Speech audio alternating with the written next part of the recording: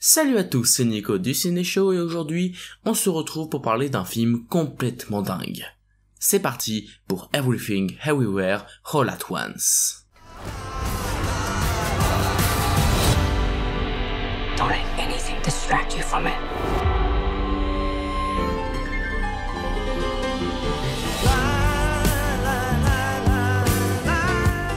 Everything Everywhere All at Once est un film de science-fiction américain réalisé par les frères Daniels et mettant en scène en actrice principale Michelle Yeoh. Evelyn Wang est à bout, elle ne comprend plus sa famille, son travail et croule sous les impôts. Mais soudain, elle se retrouve plongée dans le multivers, des mondes parallèles où elle explore toutes les vies qu'elle aurait pu mener. Face à des forces obscures, elle seule peut sauver le monde, mais aussi préserver la chose la plus précieuse, sa famille. Alors, Everything Everywhere All at Once, c'est un film qui est sorti depuis longtemps aux États-Unis. Je crois qu'il est sorti il y a maintenant presque 3 voire 4 mois et il a tardé à trouver un distributeur en France, mais grâce à Originals Factory, on a ce film en France au cinéma et en plus dans de très bonnes conditions puisqu'on peut le voir en IMAX, en Dolby Cinema et en 4DX. Il faut savoir que ce film est également distribué par le studio A24 notamment aux États-Unis et c'est tout simplement le plus gros succès de cette société de distribution indépendante puisque le film a presque atteint il me semble les 100 millions de dollars au box-office américain, ce qui est clairement assez dingue pour un film indépendant. Et puisqu'il est sorti aux États-Unis il y a quelques mois, et bien évidemment vous avez eu des critiques de youtubeurs français puisque ils l'ont vu de manière illégale, ce que je trouve un petit peu dommage car même si on n'était pas sûr que le film sortait en France, on avait quand même un espoir, et donc je fais partie des gens qui ont préféré attendre une potentielle sortie pour en parler, et donc j'ai pu découvrir ce film dans les meilleures conditions en Dolby Cinema. Et donc qu'est-ce que j'en ai pensé de ce film qui traite du multivers et qui a totalement cartonné aux États-Unis? Eh bien c'est le film de l'année. Voilà. Il va me falloir encore du temps pour réfléchir à ce film puisque j'ai vu le film hier au moment où je tourne la vidéo, mais clairement à l'instant T je suis persuadé que c'est le meilleur film qui est sorti cette année, pour le moment bien sûr, mais ça va vraiment être très dur de concurrencer un tel niveau de qualité car oui, ce film est incroyable. Tout d'abord, pour ce qui est du casting, je n'ai pas vu beaucoup de films avec Michelle Yeoh, mais je sais que c'est une actrice très réputée, notamment dans le monde des arts martiaux, puisqu'il me semble qu'elle est spécialiste des films avec du kung-fu ou ce genre de choses. Je ne suis vraiment pas spécialiste de ça, donc je préfère éviter de trop en parler parce que j'ai peur de dire des bêtises, mais dans tous les cas, le reste du casting et Michelle Yeoh sont excellents. Tous les acteurs de ce film sont vraiment très convaincants, ils incarnent des personnages également très convaincants et hyper bien écrits, c'est vraiment l'un des points fort du film, c'est que tous les personnages qu'on va suivre sont bien écrits, on s'attache vraiment à eux et du coup on est encore plus immergé dans cette histoire. Et l'histoire, parlons-en, ça va donc traiter du multivers et ça va vraiment le traiter de façon hyper originale et hyper créative, puisque clairement, je ne compte même plus le nombre de plans ou de scènes qui ont des idées de mise en scène assez dingues. On va avoir des chorégraphies de combat totalement dingues avec une mise en scène qui met vraiment très bien en valeur ces chorégraphies. On va avoir des idées visuelles totalement abstraites, je saurais pas comment dire, mais on a vraiment des plans qui sont totalement fous et qui n'ont presque aucun sens, mais qui rendent hyper bien dans le film, tant c'est créatif et que ça reste cohérent avec ce que le film raconte. On nous introduit donc une multitude d'univers parallèles de fort belle manière, avec plein d'idées de mise en scène, de décors, notamment il change souvent le cadre du film, souvent ça va être le cadre plein, puis ensuite il va y avoir des bandes noires, puis ensuite ça va être que un format carré, bref, ils vont vraiment jouer avec les codes du cinéma pour nous plonger dans plein d'univers différents, et tous les univers ont leur spécificité, et le petit truc qui fait que chaque univers est unique et hyper plaisant à découvrir. Et à ce propos, le concept du multivers est très bien introduit dans le film, car même si on pourrait sûrement reprocher quelques petites incohérences, même si j'en ai pas vu comme ça, mais il doit sûrement y avoir quelques petites incohérences avec le fonctionnement du multivers, ça reste 1000 fois mieux expliqué et 1000 fois plus clair qu'un autre film qui est sorti l'année dernière maintenant, Spider-Man No Way Home, qui traitait aussi du multivers et qui pour le coup, c'était beaucoup moins cohérent, c'était beaucoup moins fun aussi, mais on sent vraiment que pour le coup ils ont vraiment essayé de créer un univers cohérent et qui marche, et vraiment cet univers fonctionne vraiment bien, et même dans Doctor Strange in the Multiverse of Madness on n'avait pas des idées visuelles et des idées autant créatives qu'on a dans ce film.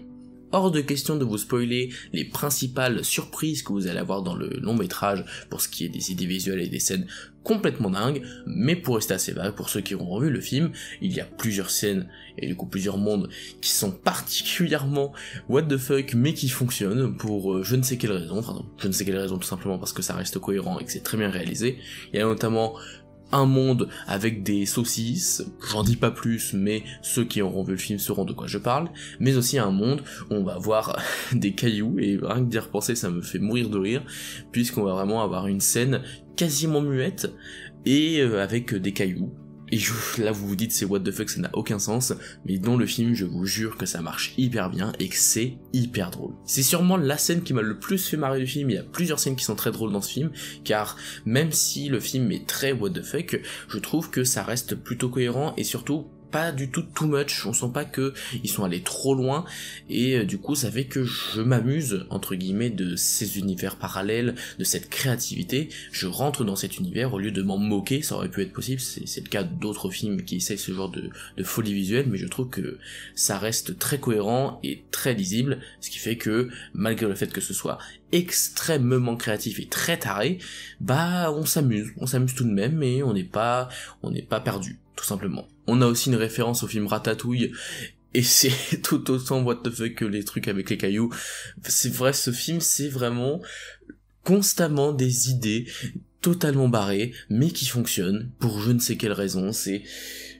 du génie, j'ai pas d'autres mots. Et pour ce qui est de la musique, là encore, c'est vraiment réussi. On a vraiment une bande originale qui accompagne parfaitement les différentes scènes, notamment les scènes d'émotion. Je ne me souviens pas spécialement d'un thème dans ma tête, il faudra peut-être que je réécoute la BO, mais dans tous les cas, ce que je veux dire, c'est que la musique accompagne parfaitement les images, elle n'est pas très superficielle en fait, elle est vraiment au cœur du film, et donc c'est d'autant plus plaisant. Mais ce que je trouve d'autant plus fort dans ce film, c'est que, malgré le fait qu'il y ait énormément d'idées visuelles, de multivers, etc., c'est un film qui n'oublie pas pour autant ses personnages et son histoire principale, qui est beaucoup moins ambitieuse en fait. C'est juste une histoire d'une mère qui va essayer de se faire aimer par sa fille, de se rendre compte de la chance qu'elle a d'avoir la vie qu'elle est en train de mener avec son mari dans sa laverie, etc. Je vais pas trop développer pour pas trop vous dévoiler qu'est-ce que vous aurez dans le film, mais dans tous les cas c'est vraiment une histoire qui est très simple mais qui accompagne du coup le récit du multivers pendant tout le film, et ça permet d'avoir un fil directeur et quelque chose de cohérent qui explique d'ailleurs les différents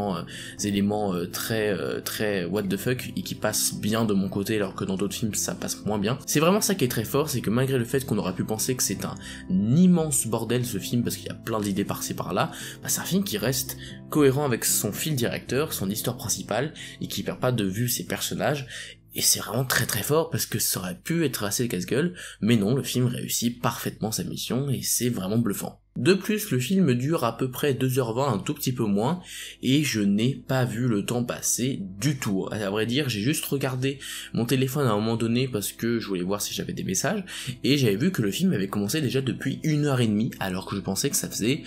même pas, 45 minutes, 1h, à tout péter, mais vraiment, ce film passe à une vitesse tellement c'est plaisant, tellement il y a toujours de nouveaux éléments, de nouvelles idées, de nouveaux gags qui sont vraiment beaucoup trop drôles. Enfin voilà, c'est rare que j'ai ce sentiment au cinéma, le film est passé à une vitesse, j'ai jamais vu ça. Et donc oui, comme je vous le disais précédemment, c'est un film qui se concentre avant tout sur ses personnages et son fil directeur, avec notamment du coup la relation entre Michelle Yeoh et sa fille, qui est au cœur du récit clairement, et qui est très touchante, mais c'est vrai que de mon côté, à titre personnel, la chose qui m'a le plus touché dans ce film, c'est la relation qu'a Michelle Yeoh avec son mari, en tout cas Evelyn avec son mari, parce que le mari, en tout cas le personnage du mari, est l'un de mes personnages préférés de fiction depuis un bon moment. Je saurais pas expliquer, mais ce personnage respire la joie de vivre, l'insouciance, un peu la naïveté, mais justement dans le film ils expliquent ça, c'est que le personnage fait tout un discours, je vais pas vous dire dans le contexte parce que ce serait vous spoiler, mais il fait tout un discours sur le fait que en fait il est pas vraiment naïf, mais c'est sa manière à lui de combattre entre guillemets la dureté de la vie. Pour pas rester assez vague parce que j'ai pas envie de vous dévoiler tout ce qu'il y a dans ce film, mais clairement c'est un des discours de personnage est donc un des personnages qui, rien qu'avec sa mimique, avec son visage et avec sa manière de prononcer ce discours, m'a particulièrement touché et j'ai même pleuré durant cette scène et vraiment ça m'a beaucoup touché. Et c'est ça le génie d'Everything Everywhere All at Once, c'est que c'est All at Once, c'est tout à la fois. On a à la fois une mise en scène créative avec énormément d'idées, je ne sais pas combien d'idées, que ce soit de mise en scène, de décors, de gags, c'est extrêmement barré, mais pour autant ça reste cohérent, ça reste plutôt, je trouve pas ça too much à aucun moment, alors que j'aurais pu le penser. L'histoire reste vraiment passionnante, il y a plein d'idées par rapport au multivers, avec plein de concepts vraiment intéressants, mais il y a aussi une histoire un peu plus intimiste entre Evelyn et sa fille et son mari, qui est très plaisante également à suivre, et enfin bref, je trouve que ce film est une réussite totale, mais vraiment, c'est un film qui m'a énormément fait plaisir. Cette année, je pense que c'est le film devant lequel j'ai pris le plus de plaisir, dans lequel je me suis le plus éclaté. C'est fou de se dire que ce film a un budget de 25 millions de dollars, si je dis pas de bêtises, et pourtant en termes de mise en scène, ça défonce quasiment 3/4,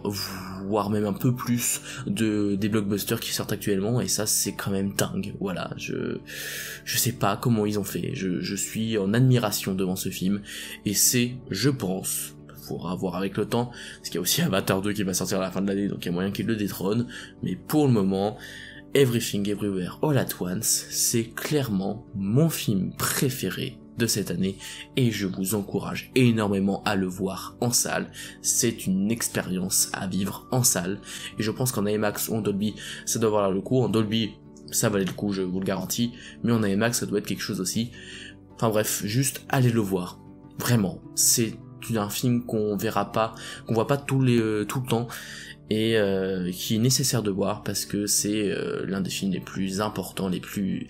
fous que j'ai vus ces dernières années. Donc je vous encourage énormément à aller voir ce film, ça me ferait énormément plaisir. Voilà, c'est la fin de cette vidéo, j'espère qu'elle vous a plu. Si c'est le cas, n'hésitez pas à vous abonner, à liker et à partager la vidéo. Quant à moi, je vous dis à la prochaine pour parler de cinéma, mais en attendant, c'était Nico du Ciné Show, à bientôt.